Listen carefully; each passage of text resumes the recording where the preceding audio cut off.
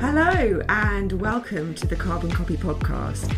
I'm Isabel Sparrow and this is a special nature-themed episode in which we're listening back to fascinating conversations with green organisations across Great Britain recorded during the Running Out of Time Climate Relay. Carbon Copy is a UK charity inspiring more big-thinking local action for climate and nature. And this podcast is just one way we share stories about the amazing stuff going on all over the UK that is making a difference. For more brilliant content to help you and your community to take action, check out the show notes. Our first chat in this episode is with Paul Pulford, founder of Grounded Ecotherapy and head gardener at the Southbank Centre in central London. We met Paul as he showed us the incredible rooftop garden he and those he works with have created over the last decade. My name's Paul Pulford and I created a project called Grounded Ecotherapy. We're a horticultural therapy project for people in recovery from drugs and alcohol. So predominantly heroin addicts, crack cocaine addicts, people with severe alcoholism, or all of them, which is called dual diagnosis. And I was all of them once upon a time, living on the streets as well. And then from coming off the streets, I started this project, Grounded Ecotherapy. And how did you take yourself from that position that you were in when you were living on the streets to this? Like, where did the skills come from? Where did the motivation come from? Can't even tell you, because it would take a lot longer than this, okay? But yeah, you ask anyone, how do you come off of heroin? How do you come off of alcohol? How do you come off of being a crack cocaine addict? That's a long story, but I did. And as a child, I was a gardener. I had to do gardening because my dad was disabled. He was in a wheelchair and he had polio and diabetes. He made me do the garden when I was 6 years old. So I had my own allotment when I was 10. I spent my childhood, I grew up on a council estate with a council house right next to the woods. I spent my childhood in the woods, bird nesting, building dams in the river, tree houses. And my time as a child in the woods was the most beautiful times. Roll on the rest of my life, okay? Then, as in coming off the streets and in recovery, I remembered what made me happy as a child, what I really liked to do. So I created Grounded. So the first hostel that I moved into, which is called Providence Row Housing Association in Hackney, I created a garden in the back garden. And that's how it started. Then I'd have fellow residents who were all drug addicts all come out and help me, and we built a garden. And that year we got Best Wildlife Garden in Bloom in Tower Hamlets. Roll on, several years, the Needham project heard about me. The Needham project invited me, Grounded Ecotherapy, to come and work at Chelsea Flower Show, which they created with other gardening therapy projects from around the world, from around the country. They were so impressed by me and my group. They asked me the second year, which is 2010, would I design a garden at Chelsea and could I build it, grow the plants, and we did. And we got a silver medal, and that was the start. I was on benefits then, but I was on Gardener's World, BBC One, live news, heroin addicts build garden at Chelsea. And the most important thing of it, if you're talking about climate change, I was the first person to design and build and grow the plants, but the plants were all native species, so all native trees and native plants, which is what this garden's about, because that's what we need to be planting. That's what's going to save the bees and the butterflies and the ecosystem and so on. Not trees from the Himalayas, not plants from North Africa, but our own endemic species. And from that Chelsea Flower Show, that's how I got this job. As Emma explained earlier, they wanted to build a garden here in 1951, didn't have the money. They approached the Eden Project to build a garden, and then the Eden Project knew that I could do it because I'd previously built a garden at the Chelsea Flower Show. So myself, we got the project, and it was only meant to be a pop-up garden for 6 weeks, but it's been here now 12 years, and it's the best roof garden in the country. There isn't a roof garden in Great Britain that has over 250 species of British wildflowers growing on the roof, as well as over 17 native trees on the roof. Yes, there is plants from around the world, North American prairie plants and so on, for late flowering for the bees and the butterflies. And from this garden now, I've got over 15 people back to work. So 15 people that were once living on the streets who are addicts of some nature are now working in horticulture. So I lose all my best gardeners. I train them and I lose them. And that's the history of Grounded. I loved hearing Paul's story of healing and transformation. It's wonderful hearing that his work is helping people in such challenging personal circumstances. Now, from central London to central Glasgow, where we met two of the team from Hamiltonhill Claypits Local Nature Reserve and learned how nature has also had an incredible transformative effect on communities there. Right, my name is Bob Alston. I'm the Vice Chair of the Hamiltonhill Claypits Local Nature Reserve in the middle of Glasgow. So my name is Julieanne Levett and I am the Community Development Manager for the Hamiltonhill Claypits Local Nature Reserve in Glasgow, and we are an inner city nature reserve within Glasgow city centre. It's a green space that everyone can use, the whole community can use, so people come far and wide and use it for various things, but my main aim is to get everyone to use it within a community because it was built for them. It does two things, right? It brings a lot of communities together that previously had been cut off because below us is the Forth and Clyde Canal. And part of the nature reserve, we put a bridge across the canal. So that made it easy for people from Mary Hill, which is down below, and Postle, which is up above, for people to get to know each other, which they couldn't do before. So it's connected communities, and the nature reserve is in what was considered a very bad area, and we found the total opposite. The people have been wonderful here, and they've accepted us, they've accepted the nature reserve. We had a litter pick last Sunday, and we had about 30 volunteers out, and the one thing we couldn't find was litter. So the people, as I say, not only accepted it, they take care of the place. It's changed this community entirely. I want to get people involved because it's a beautiful space to be in. It's good for your mental health, it's good for children to get out and about in nature. It's a nice place to be, and it's got beautiful assets related to it, so it's got all these things related. It's got a lovely tap water, people fill up their water bottle and go for a walk and have some water. There's wildlife, we have deer, we've got kingfishers. For older people, we've got the beautiful canal, it's steeped in heritage. There's so much here for everybody. It's not just a nature reserve, there's a lot more to it. We're award winning, we've won a few awards for the nature reserve as well. So it's just a lovely place to be. And when you're in the nature reserve, you wouldn't realise you were in the middle of a city centre in the middle of Scotland. So we've been selected to be part of a project run by the RSPB, the National Trust, WWF, the co-op, which is funded by the National Lottery, where we're working with them to create a blueprint for the Claypits to be sustainable for years to come. So we want people to use this the same way they're using it now for 5, 10, 15, 20 years, and to remain a place of beauty, because it's a beautiful place compared to what it used to be years ago, where it was used as a dump, also known as a cowp and an ollie. So people would dump their washing machines, their old TVs, their bags of rubbish. So we don't want it to go back to that. So we want to work on this project and bring in the community to bring their support in and make it a place that will be like this for the foreseeable future. When we opened the clay pits, one of the things they had to do when they were building it is they had to cut down about 300 trees. So what we did is that we got in touch with all the local schools and nurseries, and we got trees from the Woodlands Trust, and we've planted 1,000 trees in here. And it was so gratifying to see nursery kids, people from university, people from just normal life coming in helping us do that. And that was our way of getting people to know about us and know about what we stood for. And our first year, it helped us to get to know the community. The children who come onto the clay pits, they look after the site, so we encourage them to look after nature, look after the place, because if you don't get them at an early age, they'll not do it. So a lot of the nursery kids, we're doing the projects with them where they're coming out to do pond dipping, to do various activities. It's fun for them, but it's an education at the same time. We mentioned earlier about the tree planting, so what we did do was we basically got little labels, little biodegradable labels, where the children wrote their name and their school on it. And what they were to do was basically put that on a tree that they planted, and then they were to watch their tree grow through the seasons, and they were to then report what leaves they had, if it had berries, or how much it had grown, or how it looked.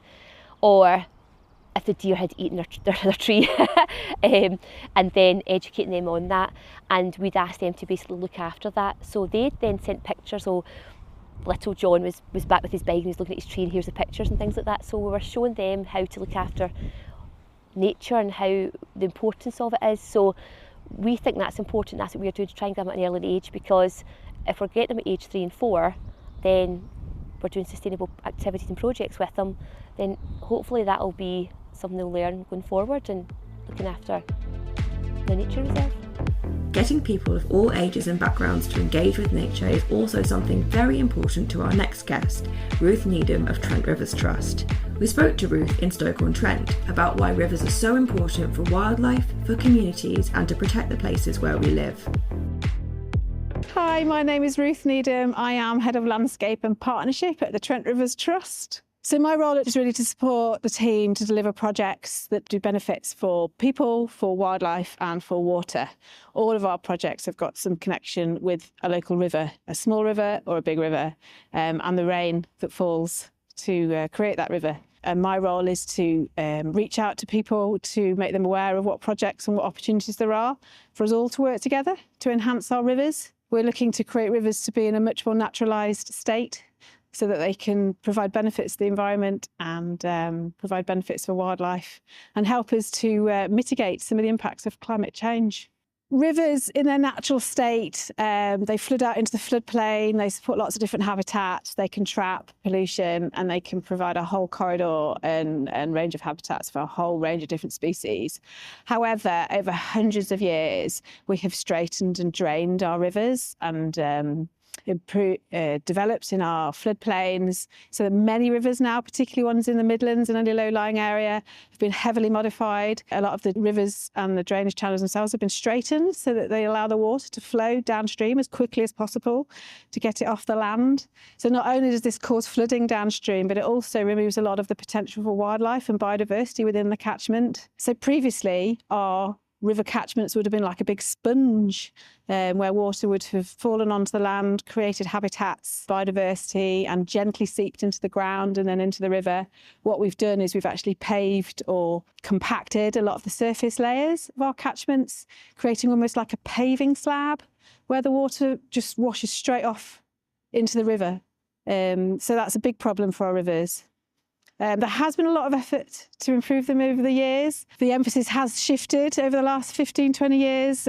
Political emphasis have changed. You know, there are some pockets of river habitat that are amazing, but it's not necessarily the norm, and it's not actually the norm across a lot of the Trent. The work we're doing today and over the next year or so is all around the Trent Valley Way.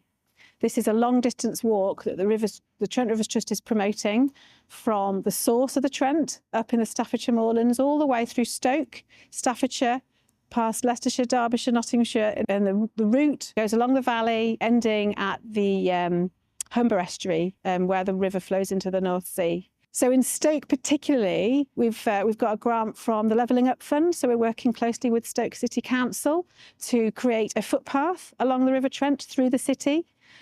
Which is involving working with the city council, with landowners, with businesses, with community groups to make this footpath safe, accessible, waymarked and promoted, so that the people of Stoke know where the River Trent flows and they know where the Trent Valley Way goes, and they might be more likely to go out and explore the river and explore their local area. Last, but certainly not least, we wanted to reshare our conversation with Gil Martin, Head of Estates at Belmont. Gil spoke about the impressive work he and his team have been doing to rewild their site at Watercress Farm, and how this has created amazing opportunities for children and young people from the area. So, my name's Gil Martin. I'm the Director of Estates and Natural Capital here at Belmont. And Belmont is an environmental organisation seeking to deliver impact for climate, nature and community. So we regen farm, we rewild, we connect communities to nature and each other. Although we started as an estate, as the Belmont estate, that was the beginning of our journey around 10 years ago, and maybe a bit more. We've now become a group or a family of land holdings and projects. and the vision has crystallized and become about scaling our values and creating opportunities for impact. So Waterways Farm we acquired in 2019 because it was a really useful proxy for so much of the agricultural land in the UK. And we acquired it with the explicit desire to rewild it, which is to try and restore some of the natural processes which underpin our natural world. So not to aim for any specific outcomes. I've worked on projects before with specific species objectives. And just to take an example, you might be managing a site for the care and promotion and preservation of something like a natterjack toad. And natterjack toads don't like trees, for example, so you tend to discourage or maybe even remove trees on a site, and you find yourself in this very bizarre situation where you are managing a site to the exclusive benefit of one feature. And so rewilding is not objective focused like that. Rewilding seeks to restore the natural processes that, if they are healthy and functioning and connected and complex, will provide the species as a result rather than as the objective. And so we think about a pre-agricultural intensification landscape. So something a bit like the New Forest. It's a patchwork quilt of grazing animals and mixed scrub and structural diversity and species diversity. Our version of rewilding is to seek to restore those natural processes, starting with mixed grazing. So none of those animals are fed anything. There are no interior fences. They get to roam across what is a 130-acre site, with exercising their natural behaviours, choosing where they graze, choosing where they rootle, delivering disturbance, which is an ecological term. There's a big difference between disturbance and damage. And so they're rootling, they're browsing, they're grazing, they're rubbing and fraying of trees, all multiplied by each other, give you this exponential difference and diversity in a landscape and provide opportunities in niche for other species and other occupiers. And when you compare that to a conventionally farmed landscape, which might have maybe one set of disturbances, it might be a dairy farm and it has one input and one output, or very few inputs and very few outputs, then just by mixing the impacts of multiple different herbivores in one place, then you've got this exponential growth in difference and diversity, just as stage one. And then we're looking at and have delivered a re-wetting project, and we are looking at natural regeneration, and we're looking at standing and fallen deadwood and decay, and so everything we can do to restore natural processes. And it happens to be the backdrop. Once you've created a landscape that you're hugely passionate about and a set of processes that you genuinely believe in, then it's inevitable that you're going to want to try and share and welcome people to that project and use it as a catalyst for change and for inspiration and for education. And so it's the home of our nature connection piece. So at Waterways Farm, we so far have welcomed more than 4,000 children through our Nature Connection programme for free, and they're children from preschool through the school system to outside of the school system in charities and other organisations, all being given the opportunity to explore and to climb and to learn and wonder from the natural world. The reality is we all need nature in our lives. And so our mission as an organisation is utter and total representation for our nature connection. So to start with, we reached out to schools and to charities, and we set up a preschool summer holiday club, and we're now really focusing our attention on adults and maybe looking at retirement homes and things like that. And to start with, we reached out to these organisations, and I think there was an element of having to sell the concept to them because they didn't necessarily know who we were, or it was new, or it was surprising that it was free. That dynamic has definitely changed over the last couple of years, and now we're oversubscribed and we're having to scale our resource so that we can do more and more of the thing we're so passionate about. And at the same time, and in parallel, we've got this community of nature volunteers, which started only a couple of years ago, and now we've got more than 300 people who regularly come to the site to be involved in this project, which in a kind of background narrative of dismay and a sort of sense that of impotence in the face of the big challenges that we're facing as a society. This project, I think, feels hopeful, So it's really catalysed a lot of interest from our local community, and so we've got this vibrant volunteer group, which we're really proud of. The answer to every question, it turns out, is diversity. And so one of the things that I think needs to be sidestepped and avoided is this kind of vortex of criticism. As long as what you're doing tomorrow is better than what you were doing today, then it's a bloody good start. And let's try and work together and collaborate rather than waste our time and energy criticising and positioning ourselves as right and wrong. Because the reality is none of us genuinely know what's right or wrong. All we can really aim for is better. And as long as you're aiming for better, then let's get on with it. We have less than 10 years to change the direction of travel fundamentally in terms of climate and nature. And so there is no time for anything which slows us down. I hope you've enjoyed hearing these inspiring nature-related stories from across the country. To find out more about any of the guests featured, check out the show notes. And if you'd like to hear more from the pod, just search for Carbon Copy Podcast on all the usual platforms. The Carbon Copy Podcast is written and presented by me, Isabel Sparrow. Our producer and editor is Bradley Ingham. Thank you to all our guests for their time and to you for listening. Goodbye for now.